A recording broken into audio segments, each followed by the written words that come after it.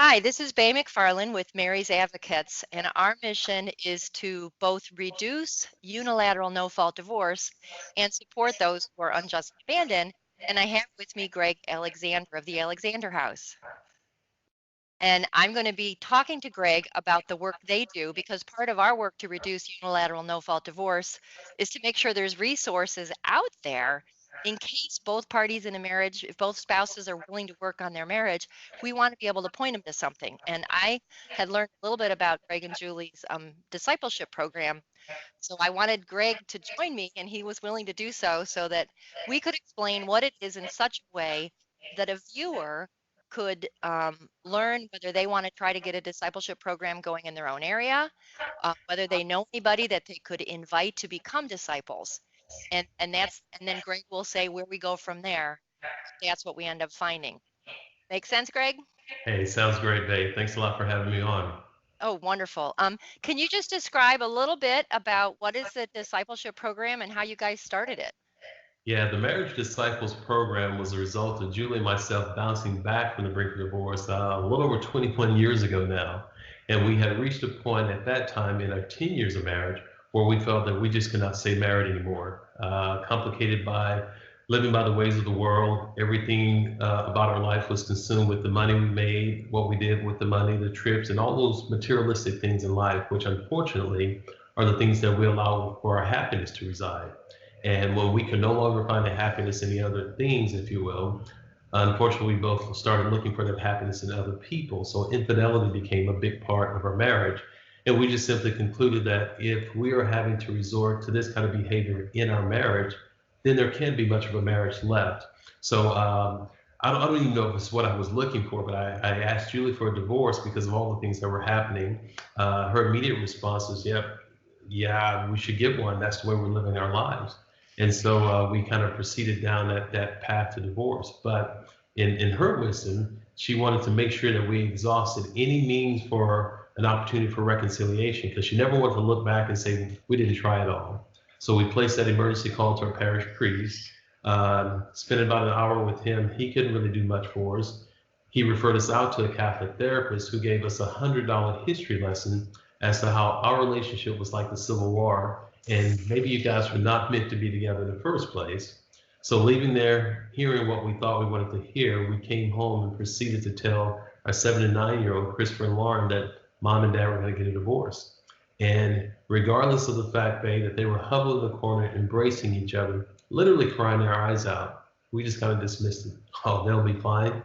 You know, Bob and Mary down the street, they got a divorce. Their kids seem to be okay. And if they grow up and manifest any problem or issues, we're just sending them to counseling. And again, just illustrating how cold-hearted we had become, so self-absorbed that we didn't even take in consideration the kids' well-being. But we just continued to coexist in the home together.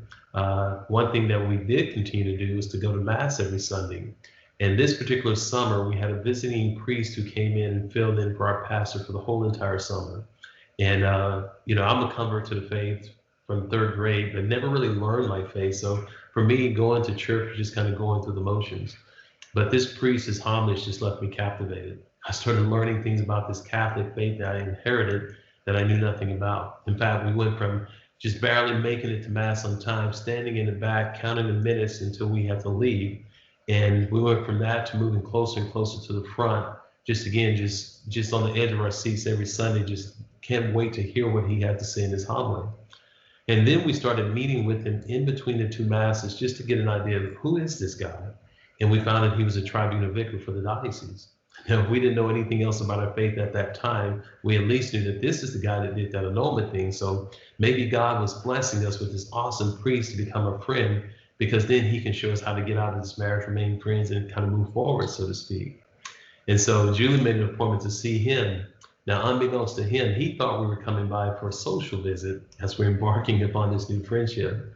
But we get there, and for the next 45 minutes or so, we proceeded to build our case as to why we felt we can no longer stay married.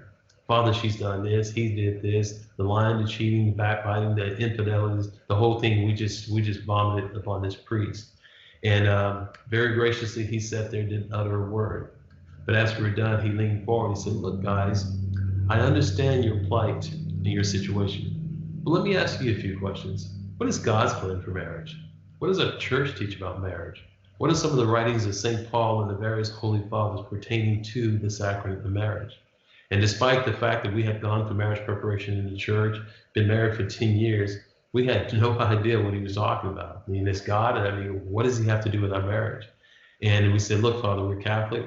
We go to church every Sunday. We used to be in love, now we're not. And we were simply hoping that you can just show us how to get out of this thing. He said, but what I suggest is you go back and find some answers to the questions that I've asked. And to make a long story short, I went back, I did open scripture for the first time in our marriage, went to the Catechism of the Catholic Church, which thanks be to God that our in-laws had given us a catechism as a wedding gift, or we would not have had one in the home. I got on the internet and found out about these little things called encyclicals. Had never heard of the word before, but our related Holy Father, St. John Paul the Great, Familiaris Consortio, was the first one that I downloaded and started reading. But after 2 days of just intense reading, didn't go to work or anything, just holed up in the bedroom and just accessing this information. And as I'm reading that, it's kind of like what I call the St. Paul experience. The shields begin to fall from my eyes, and I begin to see not only my life, but our marriage in a different light. And I called Julie into the room that evening. I said, Julie, I want to share with you what our church has to teach about the sacraments of marriage. In all honesty, I looked at her, I said, no wonder we're screwing it up. I said, we're not even coming close to living it like this. Look, this whole dying to self for the sake of the beloved, and all these different things I was coming across. It's like it was totally contrary to what we were experiencing. And as I'm going over this information with Julie, she's just as much in awe as I was. In fact, she turned to me, she said, wow, this is incredible. What do we do? And instinctively, I blurted out, maybe we need to pray. Because at this point, again, married for 10 years, together for 13 years total, not one time had we ever gone to God in prayer. We had these awesome jobs, we had this beautiful home, boat, cars, taking the trips, 2 beautiful kids. Not one time had we ever taken the time just to simply say thank you. But I took Julie by the hands, we got on our knees, I recited a simple prayer. And I said something to the effect, Father, we've tried living marriage the way that we think we should do, and it doesn't work. And we've also tried living our marriage based upon the things we get from the world, and as you know, that too doesn't work. And I said, Heavenly Father, more than anything right now, we sincerely invite you into our lives to show us how you want us to live marriage. And if you deliver us from this evil, we will commit the rest of our lives working in some kind of marriage or family ministry. And so the very next week, we quit our corporate jobs. But I just continued to read and study to see, what it was that not only God continued to want to reveal to us about marriage, but about this Catholic faith. We started doing just some informal classes at our parish on God's plan for marriage. Julie got a call from the DRE saying, hey, I heard about the talk you guys have been giving.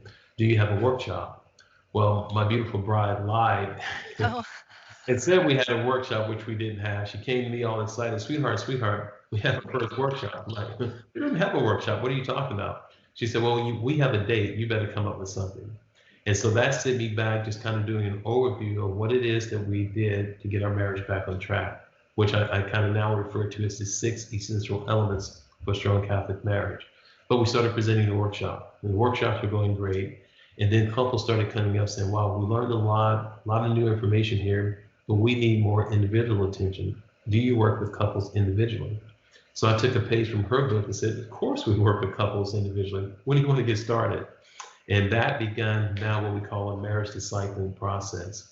And Bai, in the last 19 and a half years, Julie and I alone have personally worked with over 500 couples, 4,500 couples in this process. And to date, being able to help all, with the exception of 33, come back to happy, holy marriage. And I don't think I have to tell you, it has nothing to do with Greg and Julie. We're just the mere instruments that God utilizes. But it has everything to do with that couple's willingness to participate and to really come and to learn God's plan for marriage, which in turns makes them available to the full abundance of grace that's in the sacrament that has allowed us to be able to be a part of so many wonderful reconciliations and indeed many times miracles. So that's kind of a long response to your short question. well, you covered some important things. And when you said these couples are finding reconciliation not because of Greg and Julie. I think that opens the door for a couple that has an average or better than average marriage to think, well, gee, if they can do it, maybe I can do it. So, um, our purpose is to sort of recruit or make an infomercial for viewers who might be open to being disciples themselves. If someone wanted to be a disciple, what kind of questions should they ask themselves to discern that?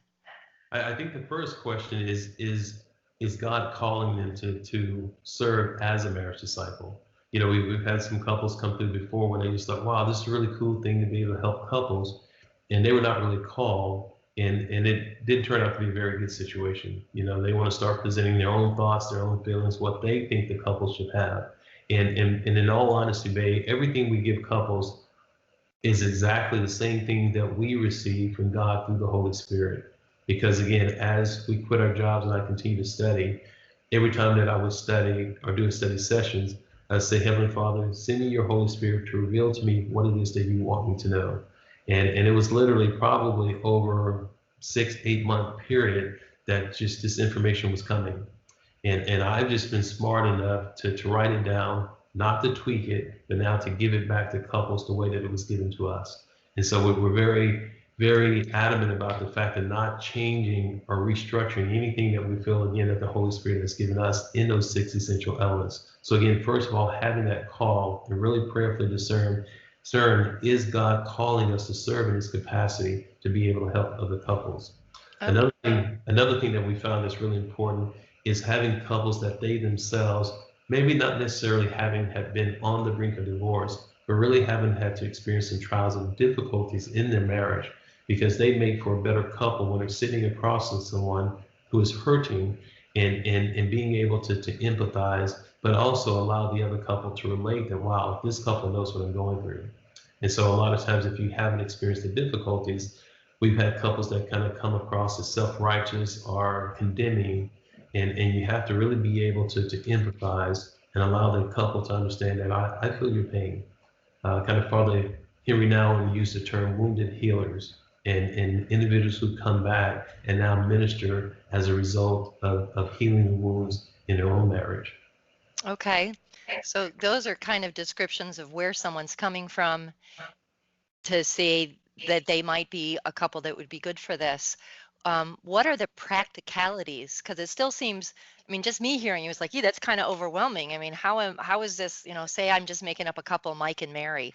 How are Mike and Mary going to know what to talk about if they get a, what do you call the couples that are participating, not the disciples? We found this little term called mentoree. That was not my creation. It was something that was already out there in the space, so to speak. And I still find it weird to say sometimes, but mentoree is Okay, is the okay. term. I want to use I want to use your term. So if Mike and Mary are discerning and they really feel this call and they're the personality you're describing and they've been through some rough times themselves so that they can empathize and they're kind of past that, um, what but they could be a little intimidated. What are Mike and Mary going to say to these couples? How does the Alexander House help equip the disciples to know what to say to the Menorees? Yeah, very good question.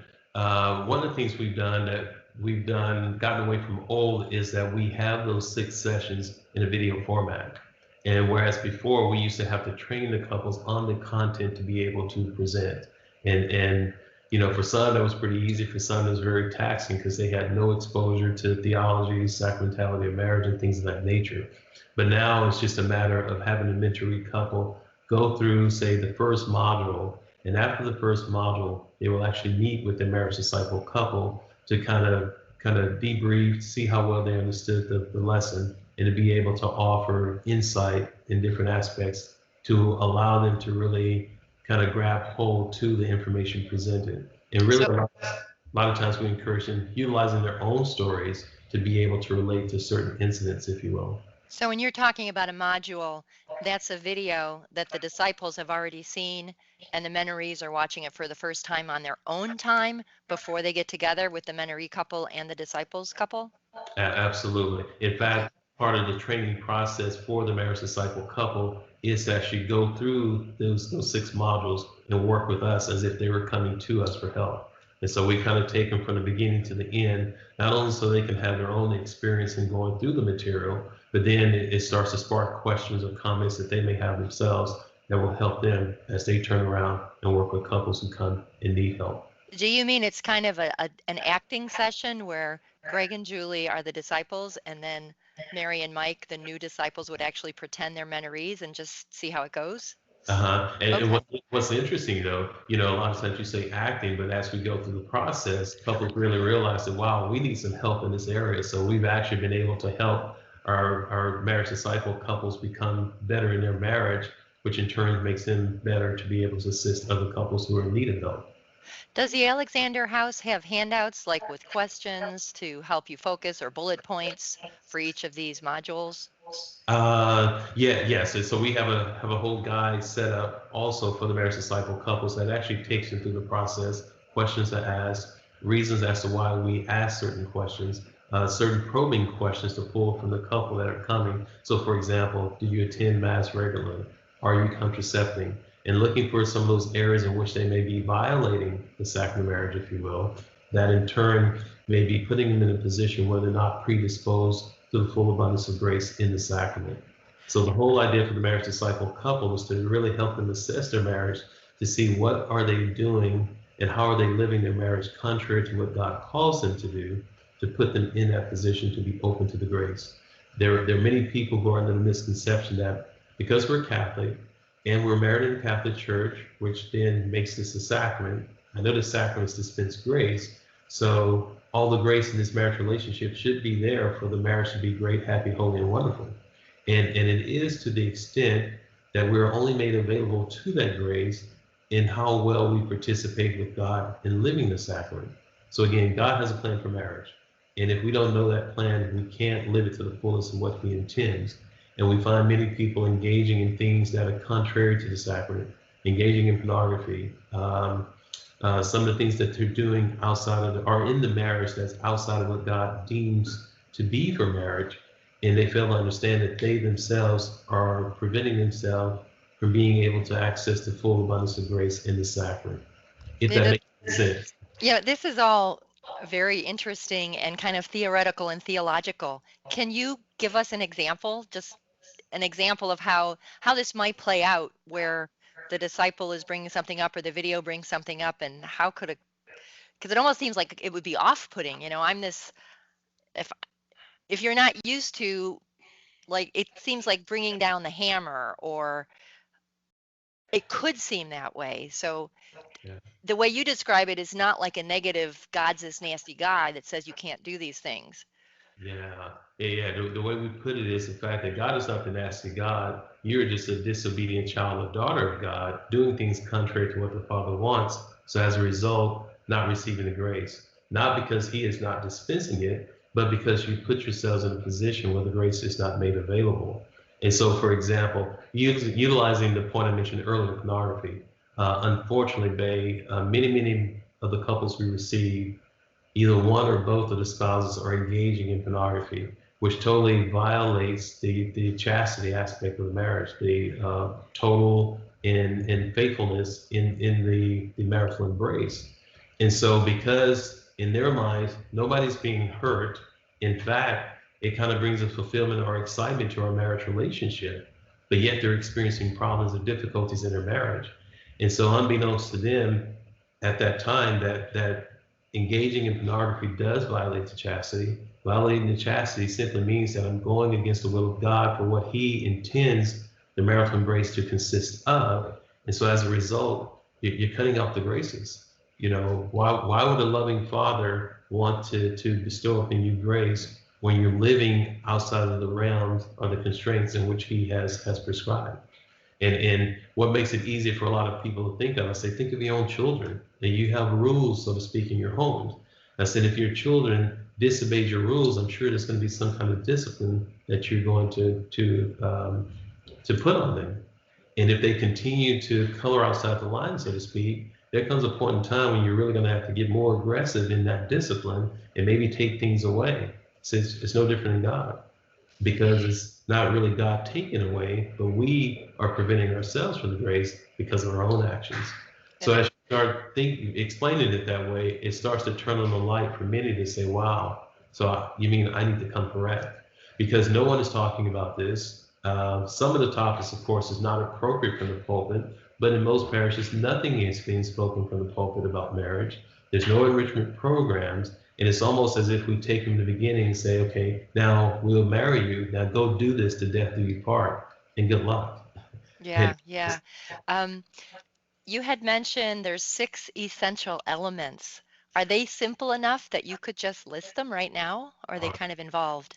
the things we do is so surprising. ABC 1, 2, 3 stuff. God's plan for marriage, God's plan for chastity in marriage, understanding forgiveness and healing, how that is to be celebrated in a marriage relationship, communication, focusing on emotional needs and what that means in terms of being a helpmate, a servant spouse to our beloved, and then weaving spirituality throughout the whole process. You know, talking about prayer, talking about the spiritual warfare, which again is something nobody ever talks about. You know, there are diabolical forces out there wanting to devour and destroy our marriages, but nobody ever talks about them. And so we just kind of write them off as fate or this is just the way marriage is. No, there's calculated plans being drawn and waged every day you wake up on your marriage to try to bring division in that relationship. And you're talking about this being simple, ABC 1, 2, 3. You've got a program with modules where this material is presented with disciples to anyone who wants to participate, and just doing that content over and over with the 4,500 couples, you've had almost all of them reconcile except like 30. Exactly. And those 33 has been either drug or alcohol addicted, or they've already had the significant other that they didn't want to let go. They just went through the process to say, I've done something, but really not really committed to the process. Oh, this is so simple. Okay, it's simple. So say a couple of us in my diocese know a couple of Mike and Mary, and I introduce Mike and Mary to you through this video. What's the next thing the Mike and Mary who are open to being disciples need to do? Okay, so yeah, so they would contact us, and we have a marriage disciple application process, really talking a lot about what's going to be asked of them. Are they living the precepts of the church? Are they going to mass every Sunday and things of that nature? And for us to really start engaging in conversations with them to make sure that they are good candidates for being a marriage disciple. So there's questions that we will ask, kind of role play situations. You know, what would you do if a couple presented themselves with this issue or this problem? And then just kind of filling it out. Once we make an agreement that we're good for each other, then we'll just take them through the modules themselves and then kind of coach them as to how they're going to be working with couples. Now, we're also working on right now an online training program. So then once they start, they'll actually go through that training program themselves and learn everything they need to do in order to be able to work with the couple. What kind of time commitment is it once someone goes through the training and they're ready to be marriage disciples and, say the Mike and Mary, and there's this couple that connects with them? How much of a time commitment is it to go through this process with a mentoree couple? Okay. Yeah, but very good question. So we asked our marriage disciple couples to at least consider 1 to 2 couples a month, and with each couple, you're looking at 7 sessions per couple. So there's an introductory session that we had on the beginning, which is kind of an opportunity for you to get to know the mentoree couple and for them to get to know you. Talk about maybe how the marriage came together, where they are in their faith, how they're living their faith, or they're attending mass, and things of that nature, just to kind of build that relationship. And then they'll enter into the 6 subsequent sessions, which will take consecutively 6 weeks. So, Okay, so if Mike and Mary are working with 1 or 2 couples, if they're working with 2 couples, you suggest they get together once a week, once a month, or is it pretty much up to the 4 of them to decide? yeah, it's once a week because it's built upon the next. You know, once they start running, and you'll see the couples will start coming back wanting to know if we can meet earlier because they want more and more. And again, it's just a grace. Okay. I would love to sit here and say, wow, we created this awesome program that's just transforming lives. But again, we've taken what God gives us through this beautiful church, and we're helping couples not only understand intellectually what those things are, but what are the practical things I need to do within the confines of my home each and every day till death do us part that allows us to be able to make efficacious the grace that is already there. And I'm just always amazed, man. I mean, we have these couples come with these crazy situations. In fact, I'll share with you, if you like, one of my favorite stories. Yeah, yeah. Go. We get a call from this priest on a Friday, Father Brian. He said, "Greg, I just got through counseling with this couple. They're in dire straits. I need you to see them ASAP." I said, "Father, we're booked solid, but feel free to have them come in next Tuesday morning. We have an opening at 9 o'clock."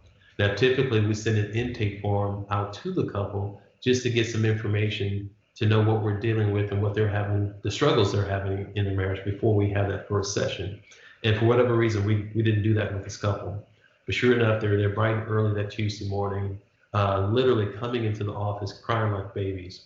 We get them in the back office, we calm everything down. I open with a prayer. And because I didn't have information on the couple, I just looked at the husband squarely in the eyes and I said, "So why are you guys here?" He picked up a Kleenex, he wiped his eyes, he looked at his wife and said, "I'll go first." He said, "On Friday, I got the paternity results back from my 60-month-old daughter and found that she is not my biological daughter. Second of all, the guy who is the father of this child, my wife, if I had not confronted her Friday with this information, would be in Miami, Florida on a week-long business trip with the same guy." And so he looked at me squarely and I said, "So where do you want to take this?" I kind of maintained my poker face, but inside I'm like, "Oh my goodness, where do we go with this?" But I said a quick prayer and I said, "Look," I said, "I don't like to assume anything." I said, "But because of the fact that you guys are here right now, it leads me to believe that there's still some love left in your marriage." And I said, "If that is the case, that is precisely where I like to start." And so we began that process. The first session, we really talked a lot about God's plan and intention for the sacrament of marriage, just to see how they're living contrary to. We send them home with a forgiveness and healing exercise. And babe, when they came back for the second appointment, in all honesty, I was not looking for much. And so we came in, I opened with prayer again, and just flipped it. I said, "So how was the exercise?" And the husband said, "It was incredible." And I said, "Excuse me?" I said, "Tell me more." He said, "That's just it. I can't explain it." He said, "We've gone back, we did the exercise, and the last part of the exercise asked them to go to the sacrament of reconciliation." He said, "I went to the sacrament of reconciliation." He said, "All I know is I came out wanting to know, what do I have to do to get my marriage back where it needs to be?" And so that couple went on, not only reconciled, he actually adopted the child from that relationship. And they host, still to this day, once a month, a marriage enrichment gathering in their home. And just phenomenal. But again, I attribute it to the grace. The grace is there in the sacrament. We just have to do our part to participate with God the way that he calls us to live that sacrament. And the grace is there. It doesn't mean that we won't have problems or issues because of what I said earlier. There are forces out there trying to rip us apart, but we will be equipped to be able to stave off or to handle, sustain those attacks, and to keep on living this happy, holy marriage. Now, you talked about how a priest telephoned you and knew that you do this work and knew the couple that was in crisis. If a couple in my diocese becomes disciple couples, would they only be working with people that are close enough to drive and meet in person? Like, do they meet at a coffee shop? Do they meet in someone's home? Or do they also do it through video conferencing? Yeah, we kind of leave that at their discretion. You know, one of the things we ask couples when they work with us, are you open to working with couples outside of your area or just specifically in your area? And if they're open outside, they 99% of what we do now is video conferencing, even with couples that are here in San Antonio. And not even so much for our convenience, for theirs. We don't have to get babysitters. We can come home, we can have dinner, we can go in our bedroom and work. And, Right. and it's just as conducive as if we were sitting physically face to face to each other. And so we suggest that if it happens, yeah, just like we're doing right now. Right now. I mean, um, there was something else I was just going to ask you. Oh, how does a disciples couple find Menoree couples? Does a Menoree couple go to the Alexander house and then you say, "Oh, we've got Mike and Mary in Bay's diocese and we'll connect Mike and Mary with them"? Or does word of mouth just spread and I know somebody and I know Mike and Mary exist and I just send them to Mike and Mary? All of the above. Okay. We've been doing this 19 and a half years, Julie and myself, and we have 4 other marriage disciple couples currently, and we have never had to advertise. And as it is right now, Julie and I are doing conducting about 20 sessions a week, and we need people. And so because of the demand or the need, we have not advertised because we couldn't handle it, which is now why we see that we need to take it to the next level, train other couples literally all over the world. But my desire is to be able to have 1 to 2 marriage disciples in every diocese, being able to fill those couples. We get emails every day. Hey, do you have anyone in Florida? Do you have anyone in California? Because many don't know that we do it via the video conferencing platform. And once we let them know, hey, we can still work with you, that they're just elated. But to be able to be in those areas and build those relationships is just incredible. I mean, we have couples, babe, where we come back and you know they experience those difficulties at that moment, and maybe 5 years later they call back again, or there's couples that just come by, or there's couples that we help come to understand the chastity aspect of the marriage that have gone on and conceive other children. Right now, there's 2 kids out there that bear our last name as their first name. Really? And so little things like that. So it's great when they can be in your areas and you can meet up and see each other, and we've grown deep friendships. In fact, one of the first couples we worked with, probably about 6, 7 years after we started, are now the godparents of my 12-year-old right now. And they were total strangers when we first met, but through the discipling process, just created a great relationship, friendship, so much so that I felt that they would be great candidates to be godparents for my daughter. Now, if say we get this Mike and Mary couple who want to be disciples and they go through the program and they're a good fit, and then they start mentoring the mentorees and they have hiccups, are they out there on their own, or do you have an ongoing way to help them when they hit something they're just surprised by?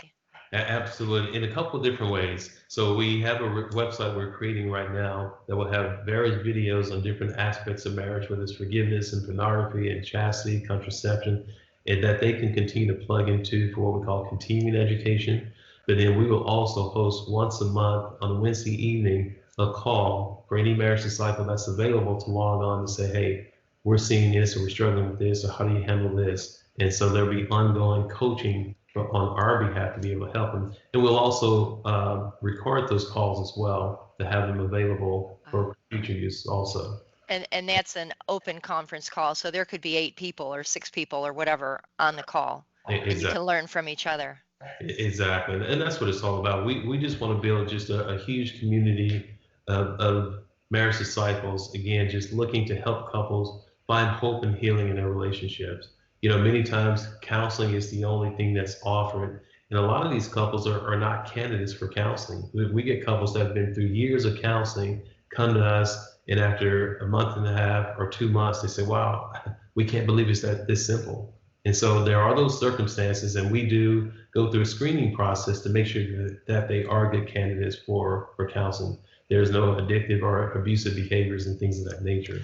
Can you clarify? I'm a little confused. When you say good candidates for counseling, do you mean the mentoree couple will have some kind of intake information to know if they're good candidates to be mentorees with the Disciples program, or seeing if they need other kinds of counseling? Yeah, what you said, and thanks for making that clarification, so that the mentoree couples are good candidates for the marriage disciples. Okay. You do get those where it would be best if they did go and receive traditional counseling, either for their whole marriage or for whatever issue that they're dealing with. A lot of times it's alcohol and drug, and maybe even sometimes severe depression and things. I see. Okay. And then there was one last thing I want to make sure we covered, because I think we're getting near the end. From what you told me last time we talked, these disciples couples are volunteers. They're not paid staff, right? Right. Yeah, that's a very good question. We tried that model in the past, and it was just total disaster, because then some get so consumed with want to work with as many couples as they can for the money aspect. And so not only did we nix that, but we also nixed the fees associated with receiving the help as well.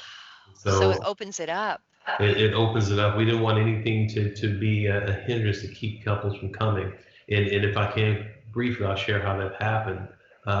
December of last year, we had this couple present. Well, actually, it was a year prior to that we had an initial consultation with the couple.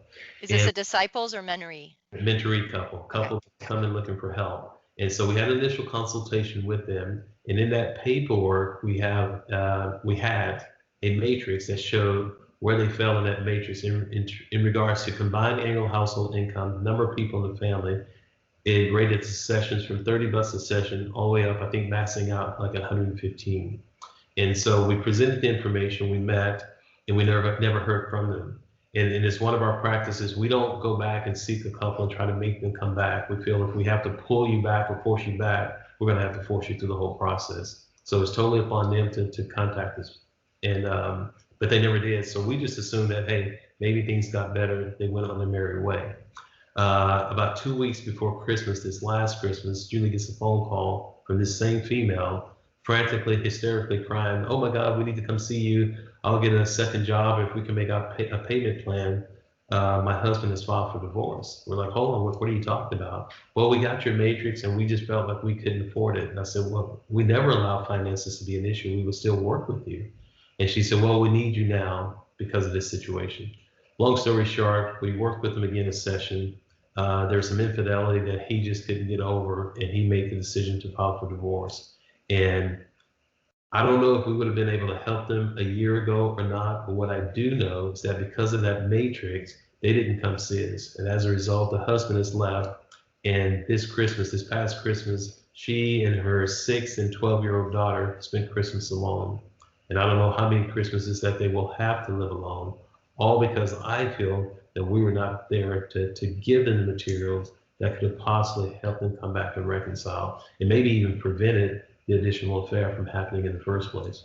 So at that point, I turned to Julie. I said, "No more will we allow finances to be an issue for anyone who is in need of help." And I don't think Mother Teresa would have ever thought about reaching out and helping someone only if they were able to pay her for those services. She helped everyone. I am imagining that a disciples couple would find this whole endeavor very enriching towards their own marriage. Oh my goodness. And towards their own marriage, it could be the witness for their children as well. I mean, sometimes we're in the grocery stores with our kids, and a couple come back and say, "Oh my goodness, hey, well, it's great to see you in person. You know, if you were not there for our marriage, I don't know where we would have been." And our kids hear that. And so they get excited to understand that sometimes those long evenings when we are in here with a couple on the computer while they're watching a movie upstairs by themselves, they know now what mom and dad are doing downstairs. We have our post on our Facebook page right now. You see the many couples that are commenting, couples we had even forgotten about in some instances, talking about how if it were not for us being there at that point in time in their marriage, where they would not have been where they are. But again, what we get as a result of doing that, and I don't mind telling you this, many times when I'm just admonishing the husband, I'm laying in with all these things he needs to do. Session is over, and you would say, "Sweetheart, that was a pretty good session. Wow, you gave some great information. Do you think you can try living half of what you just gave?" Okay, okay, okay. So I am always honest with the couples. Just because I'm sitting on this side, don't think I get it right 100% of the time. There are no perfect marriages. We all fall at different times. It's just that I know now what to go back to when I fall short, and I've been graced with a helpmate that is quick to remind me when I do fall short. Okay, wonderful, wonderful.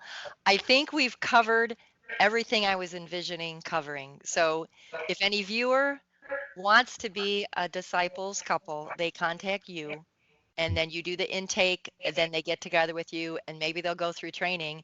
And if it's a good match, then they're available to have mentorees, and the mentorees might find them through you, or they might find them just through word of mouth. Absolutely. Yeah. So as couples get started in their areas, we give them promotional materials that they can use, pamphlets to put in their parish, if their diocese is open, things like that as well. So we try to make sure that they're known. And we continuously do guest spots, not only like we are doing for you right now, but Relevant Radio, EWTN, and we get referrals from all over the place.